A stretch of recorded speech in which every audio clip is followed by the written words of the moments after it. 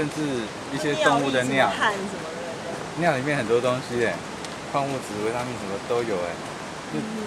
他们也需要这些东西。它需要这些东西，只是应该是我们不要的东西，或者我们没有利用完的东西，他们就不 Q 嘛，因为它需要啊。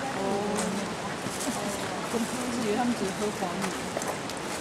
所以是有些蝴蝶不管男生女生都不访花，烂水果，树流出来的汁，然后甚至动物尸体的腐烂的那个汁，那个比花对他们来说吸引力强一点。真的。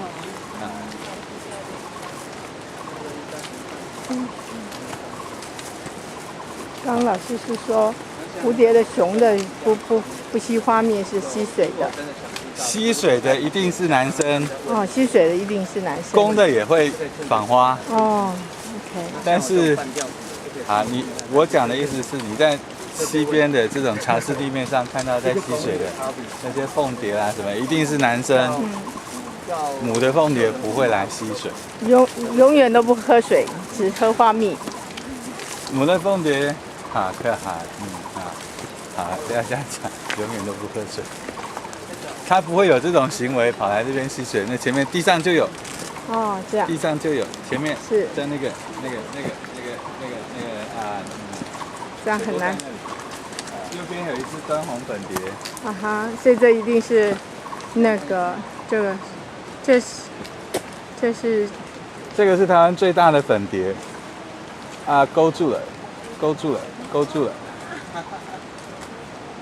那个是端红粉蝶。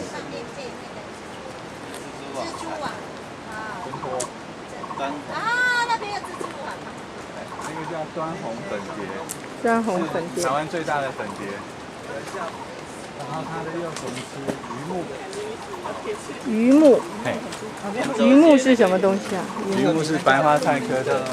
哦。下雨的便便。这下雨。这边地上长了一些那个藻类，然后那些是，就是你现在拍的位置，我们可以靠近。那边有很多。在哪里？就是你现在拍的位置。然后我们可以靠近看，那个是阿美族，那个东部阿美族他们常吃的美食。在哪里？很多。好。哪一个？好，我们靠近一点，这边比较多。好，看到地上黑黑的。黑黑的，好。现在看到黑黑的，好，我们靠近一点。好。蹲下来。好，来靠近。这里，这个都是。这是什么？在这里。你看到我？这里，这个。这是什么？这个。这个是一种藻类。然后呢，阿美族人那边只有他们阿美族的名字，然后我们直接翻成中文的话，有人称为情人的眼泪，也有人叫做雨屎，雨的大便，就是下雨之后才会长出来，好像大便一样，到处都有。那这个要石头区，就一块采起来，然后洗干净，然后再来快炒就可以吃了。这样。很好吃哦。在阿美族no，好吃多了。然后在阿美族的传统市场里面有在卖，就你就看一个篮子黑黑的一团。不知道人不会买，知道人就会赶快。好东西呢。然后如果到东部你去跟阿美族人在一起的话，他们的带你去体验的生活，其中有机会就是去体验这个，帮忙采这个晚餐呢。